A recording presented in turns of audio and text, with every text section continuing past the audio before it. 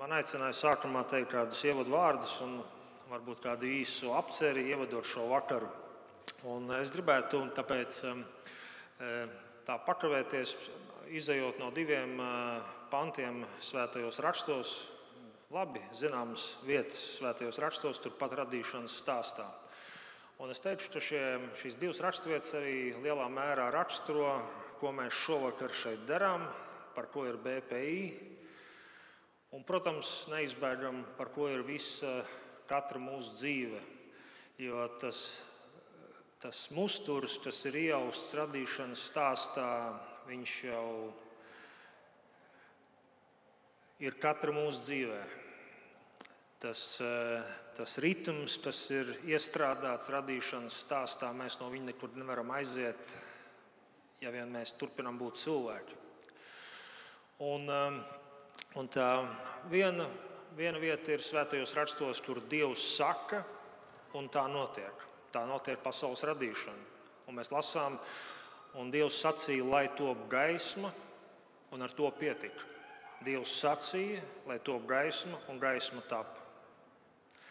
Un tad, ko mums vajag atcerēties un saprast, ka mēs esam radīti Dieva līdzībā. Un viena no Dieva līdzībām, kas katrā no mums ir ielikta, tur nav jābūt ticīgam, lai tā līdzība darbotos. Vienkārši, ja to līdzību izmanto neapzināti, tad mēs varam nodarīt daudz sāpes. Ja mēs to līdzību izkopjam un izmantojam pareizi, mēs varam darīt daudz labu.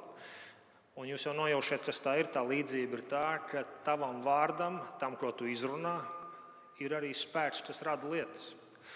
Visādi domātāji, ja mēs paskatītos, man nav laiks viņus tad pieminēt, cauri gadsimtiem, no viduslaiku mistiķiem līdz šodienas psiholoģiem un šodienas teoloģiem saka un dažādos veidos to pasaka, ka vārds nav tikai skaņa. Vārds nav tikai kaut kas tāds, kam var atrast nozīmi vārdnīcā. Vārds ir tas, kas veido realitāti. Tas veido realitāti. Joprojām tā tas notiek. Tā var būt tā pati realitāte, tie paši apstākļi, bet tas, kā tu to nosauksi, tas, kādus vārdus tu tur lietos, to var pilnīgi izmainīt. Un otra vieta, turpat netāli pēc tam, kad Dievs ir radījis pasauli un ir radījis arī cilvēku, tad tur ir tāda interesanta vieta. 1. Mūzes grāmatas 2. nodaļā, kur Dievs aicina visus cilvēkus, visus dzīvniekus nākt pie cilvēka, pie Ādama. Interesanti, tajā brīdī vēl sieviete nav radīta, kas arī ir interesanti, un man šķiet par to varbūt pēc brīža pieminēsim drafta nometņu kontekstā. Tiek aicināti visi dzīvnieki, kāpēc? Lai Ādams tiem dotu vārdus. Un tad Ādams tur atrodas, un nāk visa šī pasaules realitāte pie viņa, visa tā radība, un Ādamam ir jādod vārdi. Protams, mēs uz to varam skatīties caur tādu multfilmas prizmu, kā tas viss izskatījās, bet, protams, ka tas viss ir daudz dziļāk. Tas ir viss ar ļoti dziļu saturu, kas tur notiek. Jo redzi, lai Ādams varētu iedot vārdus, viņam ir jāmācās atšķirt. Ja tu neproti atšķirt vienu no otru, tu nevari iedot vārdus. Un, ja tu neproti atšķirt vienu no otru, tu nevari iedot vārdus, un tu nevari par to rūpēties, lai tu to varētu. Ja tu to nevari atšķirt, kā tu vari par to gādāt. Bet redziet, līdzīgi kā toreiz Ādamam vajadzēja dot vārdus tiem zvēriem un lopiem, mēs turpinām darīt to savā dzīvē. Un tas Dieva uzdevums, kas toreiz bija Ādamam, ir katra mūsu dzīvē, ka mums joprojām vajag dot vārdus dažādiem pasākumiem, procesiem, notikumiem, kas notiek mūsu dzīvē. Un jūs to visu dariet. Dažreiz tie notikumi nāk mūsu dzīvē kā tādi nepazīstami zvēri. Un tad ir jautājums, kā tu tos notikumus nosauksi? Kādu vārdu tu tiem dos? Un tu vari paskatīties uz to, kas notiek tavā dzīvē tagad. Vai tas būtu tavā laulībā, vai tas būtu ar taviem bērniem, vai tas būtu tavā draudzē, vai tas būtu tavā biznesā. Un ir ļoti no svara un tur darbojas tas Dieva līdzība, tur darbojās tā Dieva līdzība tevī, un tur darbojas tas princips, ko toreiz darīja Ādams ar tiem dzīvniekiem. Ir ļoti no svara, kādu vārdu tu tām situācijām, tiem notikumiem dos. Tas veidos tavu dzīves realitāti. Tu vari paskatīties uz vienu situāciju un sacīt, es esmu upuris, kā pret mani tā drīkst izturēties, viņi ir sliktie, man ir nodarīts pāri, man ir iemesls dusmoties, man ir iemesls aiziet rūgtumā. Un ja tu tādus vārdus tām situācijām iedos, tā būs tava realitāte. Reizēm tas var iezīmēt visu dzīvi. Tu vari paskatīties uz to pašu situāciju, neļauties pirmam instinktam, pirmam aizvainojumam, pirmam rūgtumam, paspērt solīt uz atpakaļ un paskatīties un saprast, man šeit ir iespēja kaut ko mācīties. Man šeit ir iespēja neaiziet pa instinkta ceļa. Man šeit ir iespēja mācīties piedot. Man šeit ir iespēja mācīties dot. Man šeit ir iespēja parādīt piedošanu. Un veidojas pavisam cita realitāte. Galu galā par to ir Ziemassvētki. Vārds tapa miesa un mājoja mūsu vidū. Vārdam topot miesai, Kristum ienākot pasaulē, Dievs sacīja vārdu par šo pasauli. Viņš sacīja, šī pasaule, es viņu mīlu pārāk, lai viņa pazustu. Jo tik ļoti Dievs pasauli mīlēja, ka viņš deva savu vienpiedzimušo dēlu, lai viens uz tam tic nepazust, bet iegūtu mūžīgo dzīvību. Ziemassvētku vēsts, Dievs saka savu vārdu. Tur, kur bija iemesls aiziet pa dusmu, atriebības, nolemtības ceļu, Dievs saka, es sacīšu citu vārdu šajā situācijā. Es tapšu miesa un parādīsies žēlastība.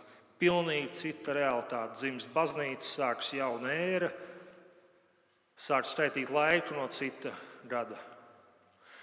Un tas pats spēks darbojas katru mūsu dzīvē. Mums nav jāiziet atpakaļ uz 0. gadu, bet tad, kad mēs kādā situācijā izvēlamies sacīt to vārdu, dot tai lietai citu nosaukumu, tas maina realitāti. Pazīstamais psihologs, cilvēks, kas ļoti iestājas pret visādām woke neiedzībām šodienas pasaulē, Jordans Petersens saka, ar vārdiem mēs konstruējam realitāti. Mēs veidojam realitāti.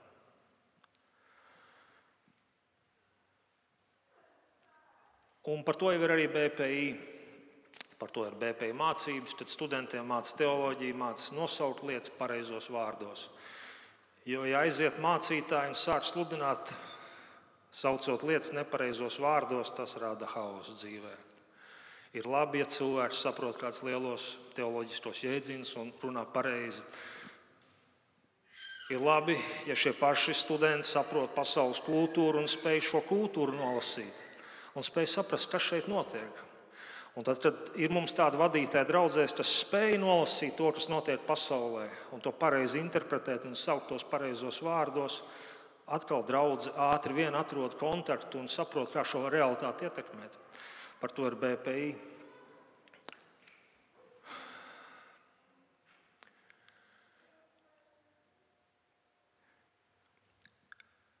Savā ziņā ar vārdiem jau mēs vispār uztveram realitāti. Cik dziļi tu saproti vārdus, tik dziļi tu saproti realitāti. Ja tava izpratne par vārdiem ir virspusēja vai burtiska, tavs redzējums uz pasauli ir ļoti sekls. Un tad varbūt tāda lieta, pie kuras es vēl gribētu kavēties, ir interesants vārdus. Savulaik sacīja 13. un 14. gadsimtā tāds meistars Ekharts, vācu teologs, dominikāņu mūks, savā laikā ļoti ietekmīgs ar savām domām un rakstiem. Un viņam pieder tādu vārdu, viņš saka, ka klusums ir Dieva valoda, vispārējais ir slikts tulkojums. Klusums ir Dieva valoda, vispārējais ir slikts tulkojums.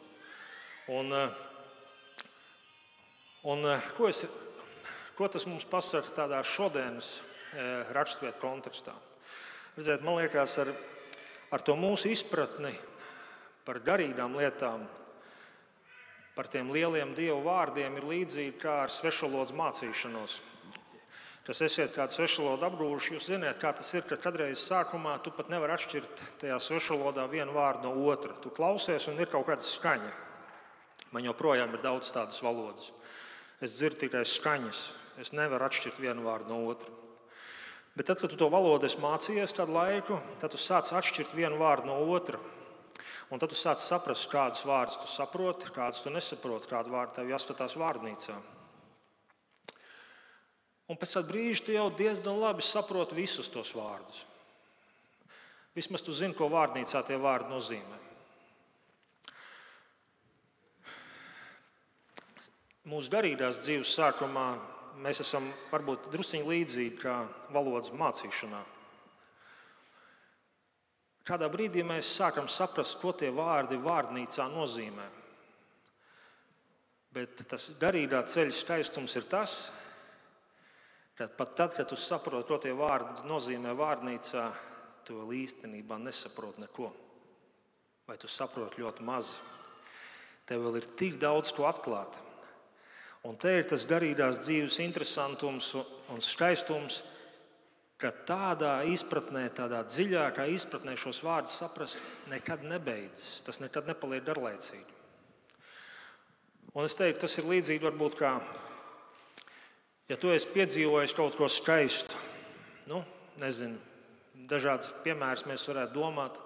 Piemēram, tu esi bijis kādā ceļojumā un redzējis kādas vietas un bijis, un tur bija ideāli apstākļi tam skatam, un tu to esi visu redzējis un varbūt piedzīvojis kaut ko no tās zemes kultūras skaistumu.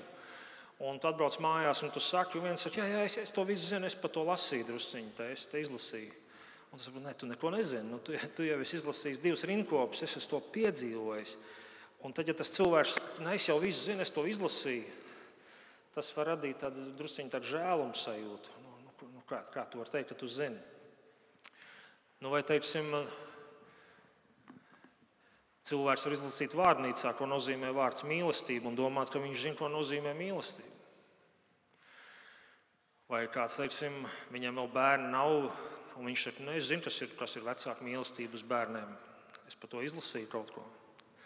Un tad tev, kam bērni ir, un kas tos bērnus esi audzinājis, un kas esi daudz ko piedzīvojis, tu saproti, nē, tu jau vēl nezini.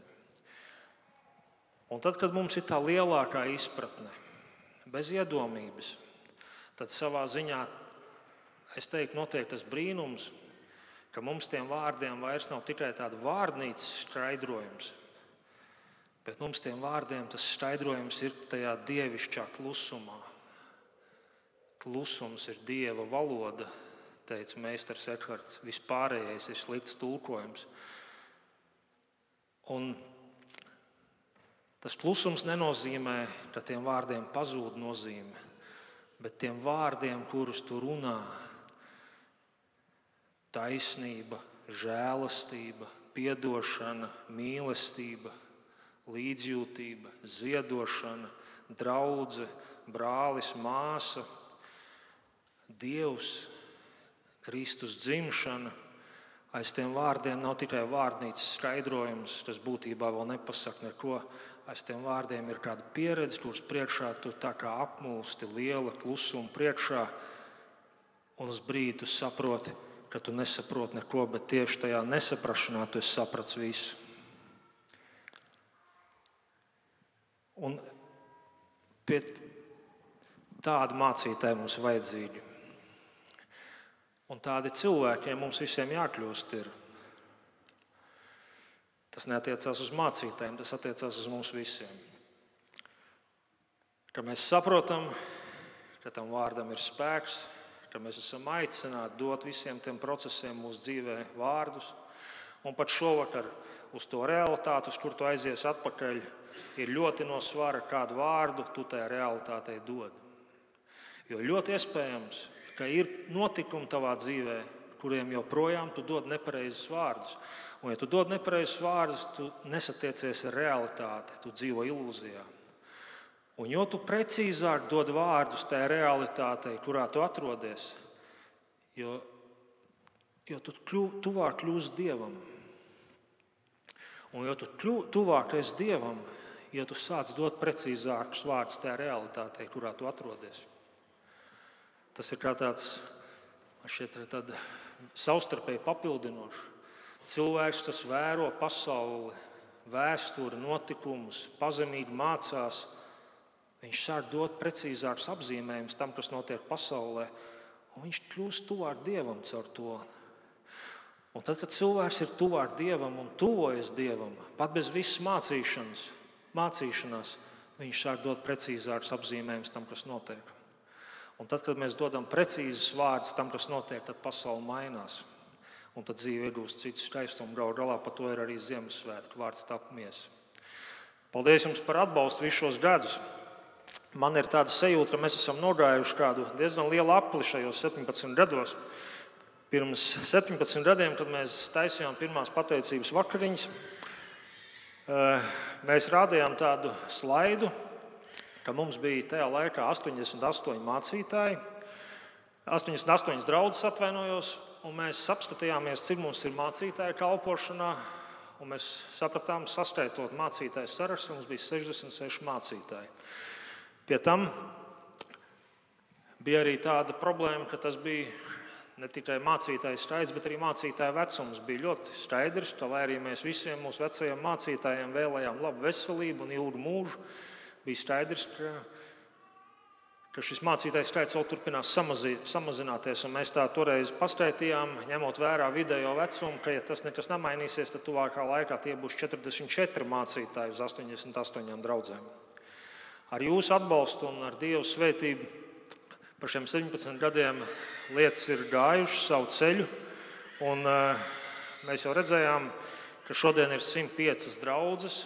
Protams, daudzas maziņas un draugu dibināšanas vietas, bet 105 draudzes, nevis 88, un 112 mācītāji un sludinātāji. Tā kā paldies jums un